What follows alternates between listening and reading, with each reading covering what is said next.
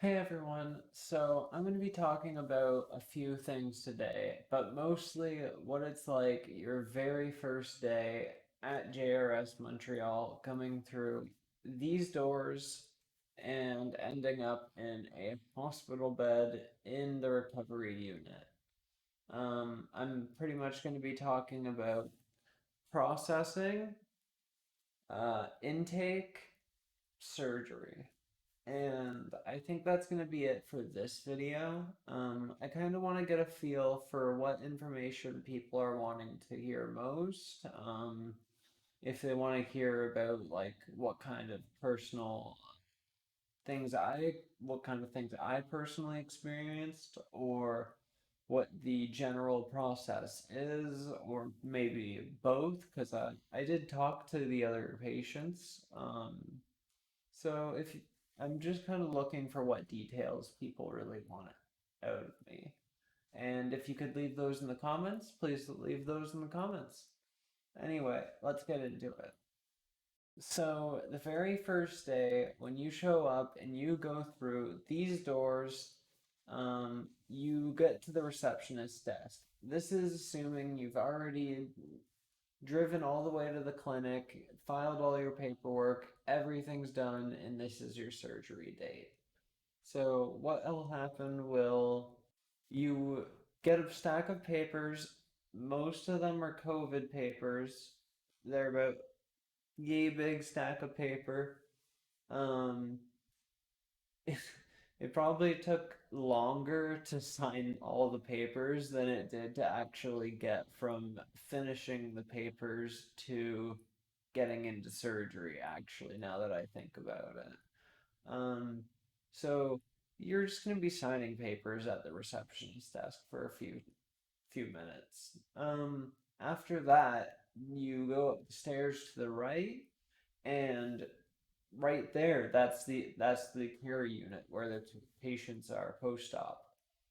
You're in the care unit for 1 to 2 days. This is where the nurses actually can have like a close eye on you, watch you for anything that happens, and I'm going to explain what that's been like. So, once you've signed your papers and you've headed up the stairs, you go into the nurse's station. This is where they take your vitals, they ask you what medication you've taken recently, and then they set you up with a small amount of pills to keep you relaxed for surgery and some anti-inflammatories. There's no serious pills taken. It's not gonna like, they're not the pills that knock you out or anything. I'll get to the anesthesiologist point. But for the most part, you go to the receptionist desk up in the care unit, you get processed there, and then after that, you get sent into your room to put your belongings away. You can put your belongings and on the shelf and do whatever you want with them. And then you get changed into a gown and wait for a nurse to come get you. So you've been waiting in your private room for however long now. Sometimes it doesn't take very long at all. Sometimes it may take an hour. It kind of depends on what the surgeon is doing at that current time. For me, it was only about 5 minutes of time. I hardly got any time to visit, or well, not visit, but spend time with my boyfriend before a nurse came to make sure I was all good to go up for surgery. So for surgery, they take you and you go up this elevator up to the next floor. They bring you into a little room. That's where whatever doctor you are seeing, there's Dr. Langlois. I'm going to butcher their names because I'm not French. Dr. Linguani, Dr. Brazard. I, French people are just cringing at me right now. And there's one other doctor. I'm forgetting her name. But so those doctors will come in, they will evaluate you and tell you, say, for instance, in this chance that you might need a skin graft for your vaginoplasty. that can be told right then and there. So there's no need to worry about like, oh, during surgery, we just had to make this decision for you type of thing. Um, After that, the doctors will come in, do their thing, leave. Then you get the visit from the anesthesiologist. The anesthesiologist will essentially be like, how awake do you want to be for this? And you can be mildly sedated or just knocked out. Me, I don't really want to be awake for any of that, so knock me the fuck out, please. I really, I was not looking forward to getting the spinal epidural. It wasn't as bad as I thought, but yeah.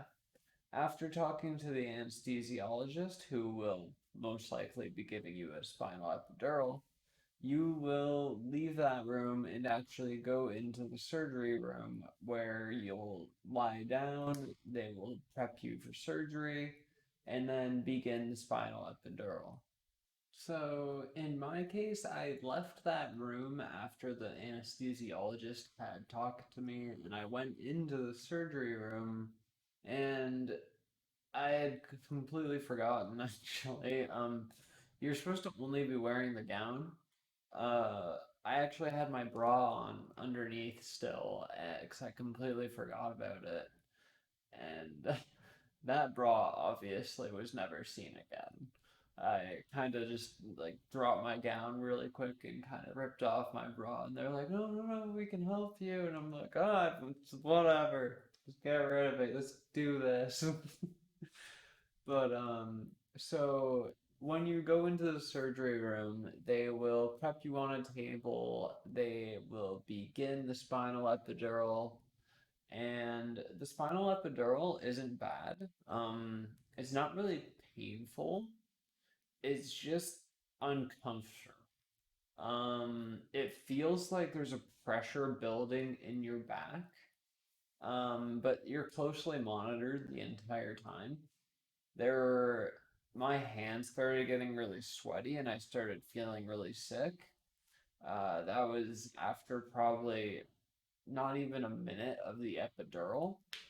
And once they noticed that, the anesthesiologist just knocked me out after that. I woke up, the surgery was done, and I was in a small recovery unit where they watch you for about 30 minutes while you're post-op anesthesia. So after you've been in that recovery room for a little while, you kind of are confirmed okay, that you'll do fine in a bed for the night by yourself. That's when the real recovery is only just beginning. You won't be in too much pain at all because of anesthesia, like you still won't be able to move your legs, but that wears off. They told me it would take around 6 hours for that anesthesia to wear off for my legs. Um, it happened in two. So it varies a lot for everyone depending on how long. And once that anesthesia wore off, I was in a fair amount of pain. So very quickly you're kind of thrown into this. And honestly, the first 2 days are probably some of the easiest of the entire recovery process. So once you've been in that room for a while, your recovery room from being post-op, you'll be there for 1 to 2 days. The nurses will just want to do things like monitor your pain levels, make sure you can walk after a while, get you up and moving, just so you don't get circulatory issues in your legs. Nobody wants deep vein thrombosis. Essentially, just making sure that you won't have any significant issues before you move on to aptitude. I can't. It's French words. I'm gonna fail them. I'm sorry. But anyway, you get moved to a different care unit after 2 days, and this is where I'd say the hardest part of your care while being in the care of GRS Montreal will be. Um, that area was definitely a very hard struggle. The thing is, until you're moved to that location, the recovery process, you don't really do much, and it's kind of just dealing with discomfort, pain, and every now and then moving around. It's really simple at that point in time. Uh, you'll look back at the days spent in the recovery unit when you're in the next recovery unit as a cakewalk. Um, but I think I'm gonna stop the video here.